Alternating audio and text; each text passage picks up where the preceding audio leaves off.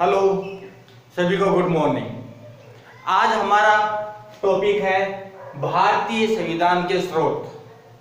कि हमने भारत के संविधान में कुछ ऐसे अनुच्छेदों को ग्रहण किया दूसरे देशों के संविधान से और उनका प्रयोग हम वर्तमान में कर रहे हैं। अब ये जो अनुच्छेद हैं या कुछ ऐसे प्रावधान हैं जो हमने दूसरे देशों के संविधान से ग्रहण करके किस प्रकार से हमारे संविधान में समायोजित किया, उनका क्या महत्व है, इनके बारे में आज हम अध्ययन करेंगे। चलो शुरुआत करते हैं। सबसे पहले अपन लेते हैं भारत सरकार अधिनियम। भारत सरकार अधिनियम 1935। हमारे यहां पर आजादी से पहले हमने भारतीय संविधान अधिनियम 1935 लागू किया था, तो उससे हमारा संविधान सबसे ज्यादा प्रभावित भी इसी से ही है। एक बार क्वेश्चन आ चुका है कि भारत सरकार अधिनियम इसमें क्वेश्चन ये आया था कि भारतीय संविधान है किससे ज्यादा प्रभावित है, इंग्लैंड के संविधान से, भारत सरकार अधिनियम 1935 से, अमेरिका के संविधान से या आयरलैंड के संविधान से। तो सही आंसर इसका था भारत सरकार अधिनियम 1935। बहुत से बच्चों ने क्या किया, इंग्लैंड का संविधान कर दिया था, जो कि गलत है। हाँ, मानते इंग्लैंड के संविधान से भी काफी प्रभावित है, लेकिन सबसे ज्यादा प्रभावित भारत सरकार अधिनियम 1935 से हम प्रभावित है। अब भारत सरकार अधिनियम 1935 से हमने क्या क्या प्रावधान लिए हैं वो देखते हैं। सबसे पहले अपन बात करते हैं न्यायपालिका का ढांचा। जो हमारी जो न्यायपालिका है उसका ढांचा किस प्रकार का होगा, ये ऐसा का ऐसा प्रावधान हमने भारत सरकार अधिनियम 1935 से ले लिया गया है। उसके अलावा लोक सेवा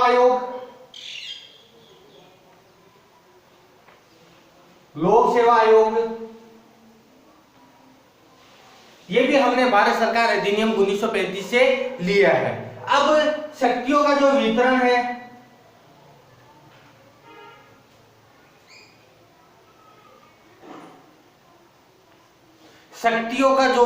है, मतलब मुख्य रूप से जो ये तीन सूचियां दे रखी है हमारे शक्तियों का जो वितरण में, आपके तीन सूचियां कौन कौन सी सूची है, हम बात करते हैं संघ सूची, राज्य सूची और संवर्ती सूची। ये जो तीनों सूचियां हैं ये हमने इसी से ही ली है, भारत सरकार अधिनियम 1935। ये संघ सूची क्या है, राज्य सूची क्या है, संवर्ती सूची क्या है, इसके बारे में अपन डिटेल से नेक्स्ट वीडियो में बात करेंगे कि ठीक है। अभी बस इतना ध्यान रखो कि ये सूचियां हैं हमने कहां से ली है, भारत सरकार अधिनियम 1935 से ली है। इसके अलावा जो संघीय व्यवस्था हमारे देश की, संघीय व्यवस्था, इस संघीय व्यवस्था को भी हमने यहीं से ग्रहण किया है। और राज्यपाल का कार्यालय,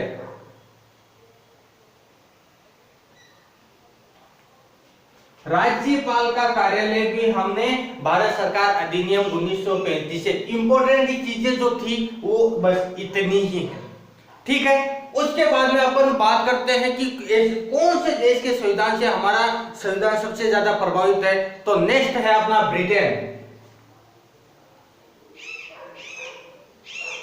हम ब्रिटेन के बारे में बात करें, ब्रिटेन के संविधान से हमने बहुत से ग्रहण किए, बहुत से अनुच्छेदों को ग्रहण किया है। अब इसमें सबसे पहले अपन बात करते हैं संसदीय शासन प्रणाली। हमारे देश में जो संसद है वो किस प्रकार से शासन करेगी, उसकी प्रणाली क्या है, ये जो संसदीय शासन प्रणाली है हमने ब्रिटेन के संविधान से ली है। इसमें मंत्रिमंडल का सामूहिक रूप से लोकसभा के प्रति मंत्रिमंडल का सामूहिक रूप से लोकसभा के प्रति उत्तरदायित्व।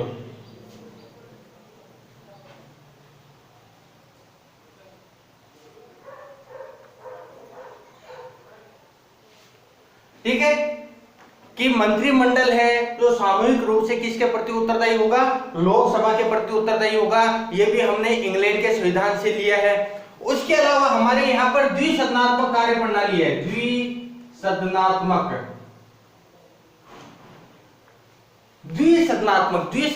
मतलब हमारे संसद के दो सदन है, लोकसभा और राज्यसभा। ये भी हमने कहां से ग्रहण किया, द्विसदनात्मक शासन प्रणाली भी हमने ब्रिटेन से ग्रहण की है। इसके अलावा विधि निर्माण प्रक्रिया, कि हमारे देश में कानून कैसे बनेगा, विधि का निर्माण कैसे होगा, यह प्रक्रिया भी हमने कहां से ग्रहण की है, इंग्लैंड से ग्रहण की है। अब एक इंपॉर्टेंट है, वो है औपचारिक प्रधान के रूप में राष्ट्रपति पद। हमारे देश में जो राष्ट्रपति का पद है वो औपचारिक रूप से देश का प्रथम व्यक्ति है, संवैधानिक तौर पे प्रमुख व्यक्ति है, किंतु उसकी समस्त शक्तियों का प्रयोग है प्रधानमंत्री, वो उसका मंत्रिमंडल करता है। ठीक है, एक प्रकार से औपचारिक रूप से यही चीज इंग्लैंड की जो महारानी है वो औपचारिक रूप से वो देश की प्रधान है, किंतु वहां पर मुख्य रूप से जो शक्तियों का जो प्रयोग करने का कार्य है वो वहां के प्रधानमंत्री ही करते हैं इंग्लैंड के। ठीक है, वही का वही प्रावधान हमने यहाँ पे ले लिया है। इसके अलावा एक सबसे इंपॉर्टेंट चीज है इकहरी नागरिकता। ये बहुत बार क्वेश्चन पूछा गया है कि भारत में किस प्रकार की नागरिकता प्रचलित है।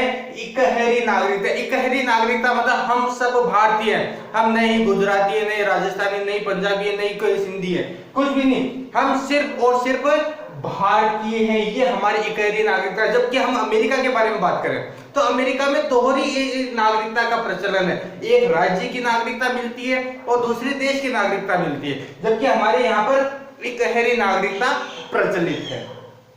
अब अपन ने दो देश के बारे में बात, दो पॉइंट तो अपन ने देख लिए हैं। अब अपन तीसरा जो पॉइंट है उसके बारे में बात करते हैं। मेरे हिसाब से इतना समझ में आ गया होगा आपके।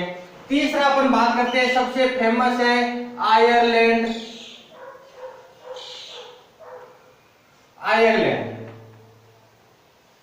आयरलैंड के संविधान से हमने क्या ग्रहण किया है? बहुत बार लगभग हर एग्जाम, हर लेवल के एग्जाम में ये क्वेश्चन आ गया है कि आयरलैंड के संविधान से हमने मुख्य रूप से नीति निर्देशक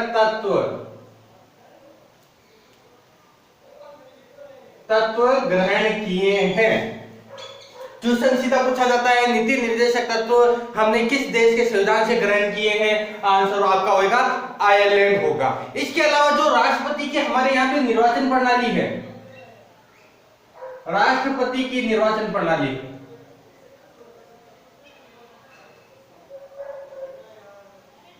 राष्ट्रपति की निर्वाचन प्रणाली भी हमने किस देश से ग्रहण की है? आयरलैंड से ग्रहण की है। ठीक है, एक और चीज अभी तक बहुत कम जने बताते हैं, वो चीज और बताता हूं कि राज्यसभा में मनोनीत सदस्य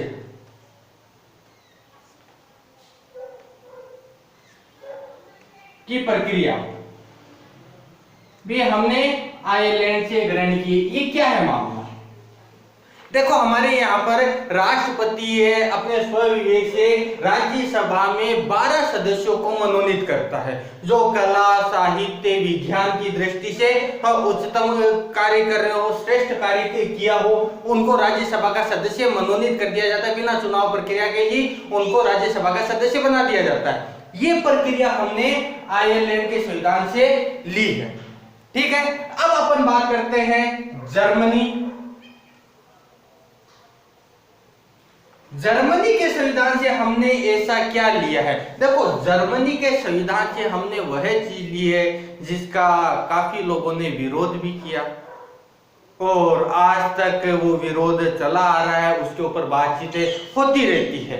फिर भी ये हमारे लिए महत्वपूर्ण है क्योंकि जर्मनी से हमने आपातकालीन शक्तियां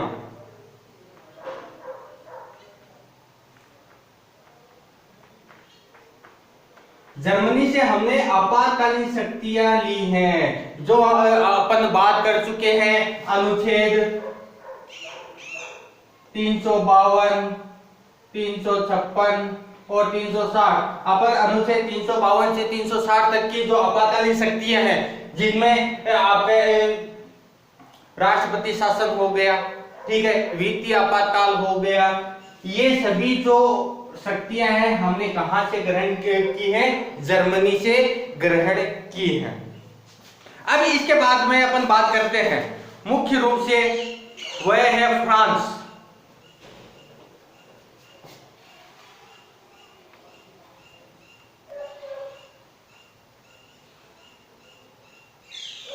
कि हमने फ्रांस से क्या ग्रहण किया है? हमारा देश गणतांत्रिक देश है, ये शब्द गणतंत्र ये हमने फ्रांस से ग्रहण किया है। गणतंत्र मतलब हमारे यहाँ का राष्ट्र प्रमुख है वो निर्वाचित होगा, ठीक है, आनुवंशिक ना होकर के निर्वाचित होगा। और राष्ट्र प्रमुख कौन है? हमारा राष्ट्रपति। तो गणतंत्र, यदि किसी देश का राष्ट्र प्रमुख निर्वाचित है, इसका मतलब वो देश गणतांत्रिक देश में आता है। इसके अलावा हमने फ्रांस से स्वतंत्रता, समता व बंधुत्व की भावना,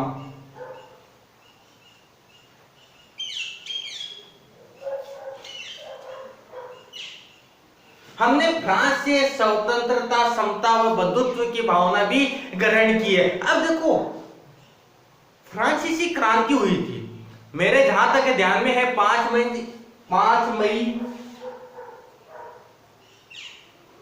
1789 को फ्रांसीसी क्रांति हुई थी। फ्रांसीसी क्रांति होने का एकमात्र उद्देश्य यही था, स्वतंत्रता, समता और बंधुत्व की भावना, इसी को लेकर के फ्रांसीसी क्रांति हुई थी। और बाद में जब वो क्रांति सफल हो गई तो उसके बाद में क्या हो गया कि उन्होंने अपने संविधान में इसको शामिल किया और भारतीय जो संविधान निर्माता समिति है उन्होंने उस फ्रांस के संविधान से वो लेकर के हमारे यहाँ के संविधान में भी इसको शामिल कर लिया। इसलिए आपको ये फ्रांस याद रखना इंपॉर्टेंट है। अब अपन बात करते हैं दक्षिण अफ्रीका।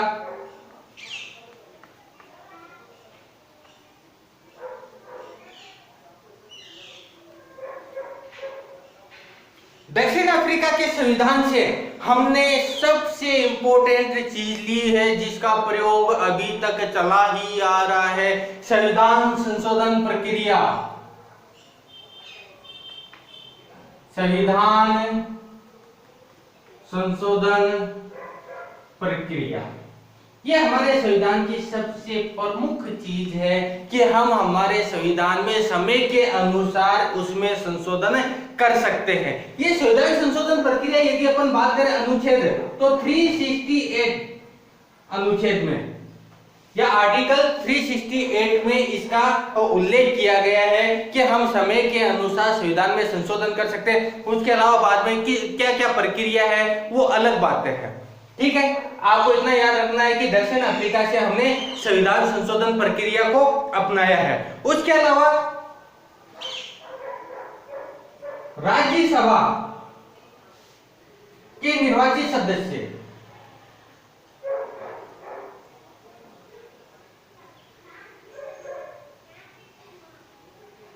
सदस्यों का निर्वाचन, कि राज्यसभा के सदस्यों का निर्वाचन है वो हम किस प्रकार से करेंगे, जो ये प्रक्रिया है ये भी हमने कहां से ली है? दक्षिण अफ्रीका के संविधान से ग्रहण की है, ठीक है। दक्षिण अफ्रीका के संविधान में सबसे ज्यादा इंपॉर्टेंट चीज मैं इसको मानता हूं संविधान संशोधन प्रक्रिया आर्टिकल 368। ये बहुत बार पूछा गया है एग्जाम के अंदर, ठीक है। उसके अलावा आपको ध्यान रखने योग्य बात है कि राज्यसभा में जो निर्वाचन प्रणाली है, राज्यसभा के सदस्यों की जो निर्वाचन प्रणाली है, वो भी हमने दक्षिण अफ्रीका के संविधान से ग्रहण की है। इसके बाद में अपन बात करेंगे नेक्स्ट देश,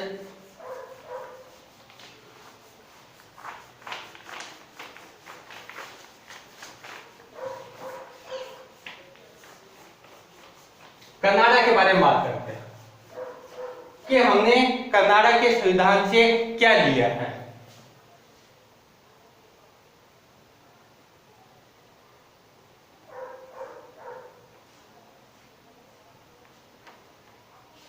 कनाडा के संविधान से हमने संघीय व्यवस्था का प्रावधान किया है कि किस प्रकार की हमारे यहाँ पर संघीय व्यवस्था होगी।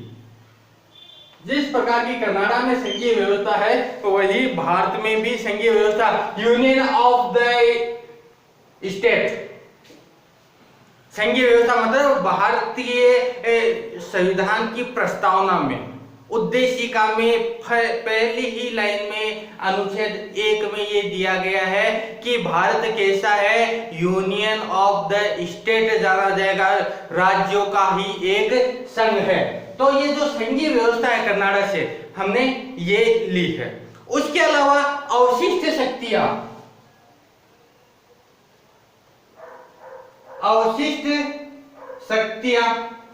जो अवशिष्ट शक्ति है, हमारे मूल संविधान में अवशिष्ट शक्ति नहीं थी, इसको बाद में जोड़ा गया है। ये अवशिष्ट शक्ति भी हमने कनाडा के संविधान से ग्रहण की है, ठीक है। उसके अलावा केंद्र द्वारा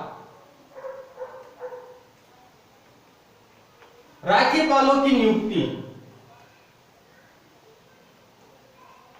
की प्रक्रिया, कि केंद्र सरकार के द्वारा राज्यपालों को नियुक्त किया जाएगा, जो ये प्रक्रिया है, ये भी हमने कनाडा के संविधान से ग्रहण की है। अब बात करते हैं ऑस्ट्रेलिया के संविधान से।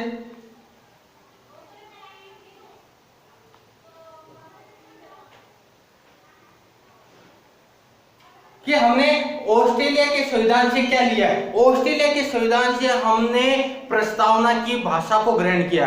ये प्रस्तावना की भाषा क्या है, हमने जो शुरुआत में हमारे संविधान में प्रस्तावना दे रखी है, उद्देशिका दे रखी है, उसकी भाषा किस प्रकार की है, ये भाषा है हमने कहां से, ऑस्ट्रेलिया के संविधान से ग्रहण की है। इसलिए प्रस्तावना की भाषा, ये प्रस्तावना की भाषा आपको याद रखना है।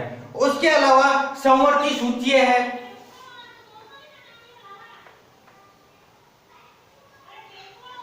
समवर्ती सूची है, वो भी हमने कहां से ग्रहण की है, ऑस्ट्रेलिया से ग्रहण की है। उसके अलावा हम केंद्र व राज्यों के बीच में जो संबंध की शक्तियां हैं, केंद्र व राज्यों के मध्य किस प्रकार का संबंध होगा, ये भी हमने कहां से ग्रहण किया है, ऑस्ट्रेलिया के संविधान से ग्रहण किया है। अब अपन बात करते हैं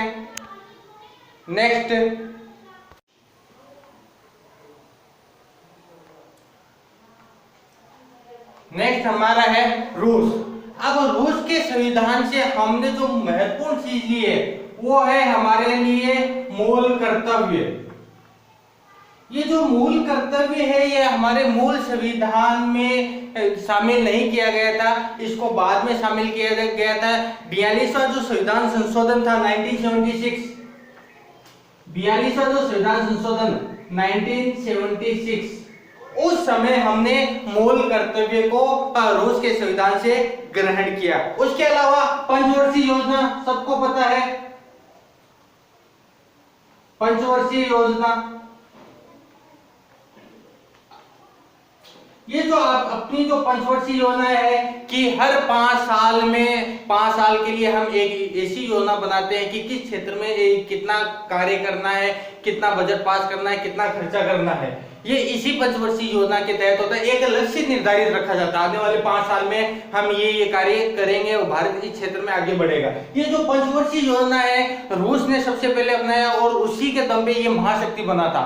तो भारत ने भी इसी पंचवर्षीय योजना को रूस के संविधान से ग्रहण किया है। उसके अलावा जो प्रस्तावना में हमारे कुछ शब्द जोड़ रखे हैं, प्रस्तावना में सामाजिकता, प्रस्तावना में हमने मुख्य रूप से सामाजिकता, आर्थिक व राजनीतिक न्याय, आर्थिक व राजनीतिक न्याय, ये भी हमने कहां से ग्रहण किया है? रूस के संविधान से ग्रहण किया है। अब एक और अंतिम देश बचता है, उसके बारे में बात करते हैं। विश्व की महाशक्ति USA, United state of America. अब अमेरिका के बारे में बात करते हैं कि अमेरिका के संविधान से हमने क्या क्या ग्रहण किया है। देखिए, अमेरिका के संविधान के बारे में बात करूं मैं,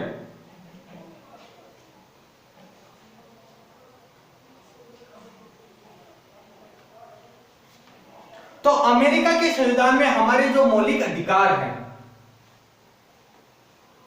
मौलिक अधिकार, ये मौलिक अधिकार हमने अमेरिका के संविधान से ही ग्रहण किए हैं। इस मौलिक अधिकार के ऊपर पूरा मैंने एक वीडियो बना रखा है, वो मौलिक अधिकार के बारे में पूरी डिटेल से एक एक चीज मैंने समझा रखी है। तो यदि मौलिक अधिकार के बारे में समझना है तो वो वीडियो देख लेना। उसके अलावा उपराष्ट्रपति का पद, उपराष्ट्रपति का जो पद है वो भी हमने अमेरिका के संविधान से ग्रहण किया है। ठीक है, उसके अलावा अपन बात कर रहे हैं सर्वोच्च न्यायपालिका का गठन,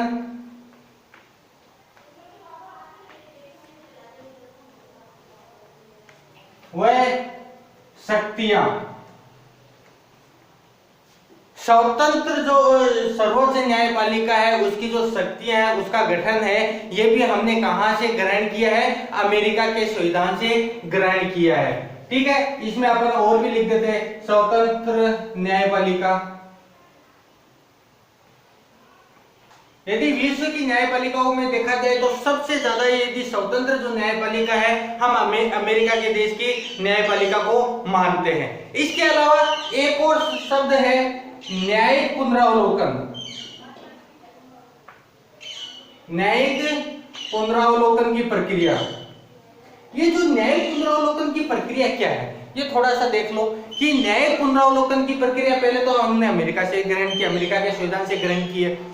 इसमें क्या होता है कि संसद के द्वारा कोई कानून बना दिया जाता है, फिर यदि लोगों को लगता है कि किसी को भी लगता है कि ये कानून है हमारे हित में नहीं है, देश के हित में नहीं है, देश के लोगों के हित में नहीं है, तो वो न्यायालय में रिट याचिका दायर कर सकता है। न्यायालय बाद में उस पूरे कानून का अध्ययन करेगी और न्यायालय को लगता है कि हकीकत में ये कानून हित में नहीं है तो वो उसको खारिज कर सकती है, या हित में है तो वो कंटिन्यू रहेगा।